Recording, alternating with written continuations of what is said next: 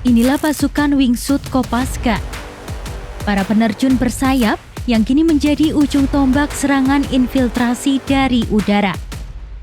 Di langit Indonesia, bukan lagi jet tempur yang jadi satu-satunya raja udara. Diam-diam, TNI Angkatan Udara kini menyimpan kekuatan baru yang meluncur cepat dan senyap tanpa mesin. Mereka tidak hanya terbang, tapi bermanuver, menyusup ke wilayah musuh, dan setelah mendarat, langsung melakukan penyerbuan di darat. Wingsuit bukan sekedar atraksi, tapi seni perang yang memadukan kecerdasan, ketepatan, dan daya tahan fisik ekstrim.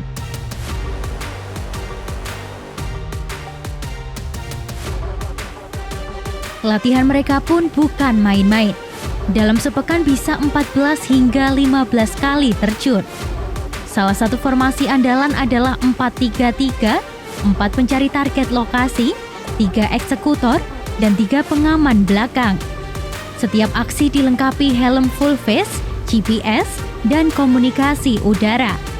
Tapi, cuaca dan alat terkadang juga bisa jadi musuh. Komandan tim Wingsuit Kopaska, Letu Pasyudi Agung, menceritakan berbagai tantangan yang harus dihadapi ketika latihan berlangsung.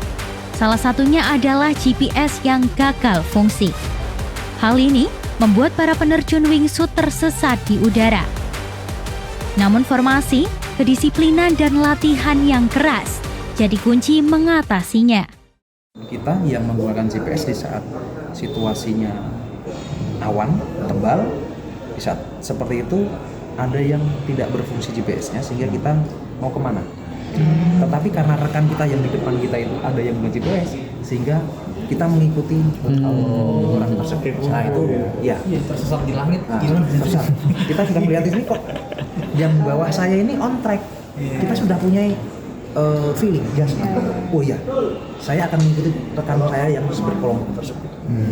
Nah itulah hal yang membuat kita itu terjadi di situasi yang sebenarnya kaget di saat ada emergensi, itu salah satu emergensi. Tetapi ada pengalaman yang bisa kita ambil bahwa di situ gunanya ada formasi tadi, kemudian 4-3-3 dengan GPS. Kopaskat bahkan mendatangkan pelatih asing dari Australia demi mengasah kemampuan pasukan wingsuit ini.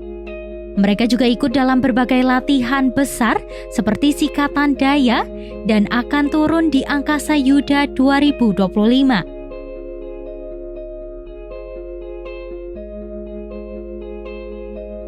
Pasukan Wingsuit Kopaska TNI Angkatan Udara dibentuk melalui seleksi super ketat. Hanya prajurit dengan lisensi D dan lebih dari 1.500 jam terjun bebas yang bisa lolos. Komandan tim Letu Pasyudi Agung menjadi salah satu pionir sejak 2018 dan kini hanya ada 10 personil yang resmi tergabung. Sejak awal mulanya melaksanakan penerjunan wingsuit, kami dari beberapa personil yang sudah memiliki jam terbang, di sini lisensinya D itu ada seorang instruktur free fall, rata-rata memiliki jam terbang yang di atas 1.500 jam terbang. Waktu itu kita diadakan seleksi oleh pelatih dari luar, melaksanakan seleksi kita. Setelah seleksi kita dilaksanakan penerjunan assessment. Assessment itu adalah proses seleksi untuk memilih seorang peterjun wingsuit. Itu tahun berapa dan proses seleksinya gimana Pak sampai akhir terperas jadi 10? Untuk saya pertama di tahun 2018 2 orang terlebih dahulu yang melaksanakan seleksi dan lolos. Untuk yang selanjutnya tahun 2024 kemarin 10 orang dinyatakan lulus untuk melaksanakan asesmen dan menjadi seorang peterjun wingsuit.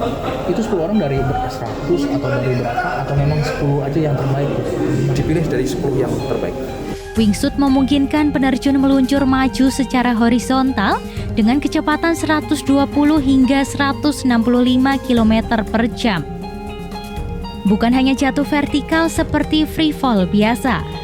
Marsda TNI Denny Muiz menegaskan, tim wingsuit dibentuk untuk mendukung operasi khusus, terutama infiltrasi cepat dan senyap dari udara. Jumlah pasukan ini ditargetkan akan bertambah 2 kali lipat hingga akhir 2025. Meski terhitung baru, pasukan wingsuit ini diakui Museum Rekor Indonesia sebagai yang pertama di Indonesia. Namun kebanggaan itu tak membuat mereka merasa puas. Komandan Kopasgat Marsda TNI Denny Muiz menegaskan tujuan akhir mereka adalah menjadikan wingsuit Kopasgat sebagai satuan elit udara yang disegani di dunia.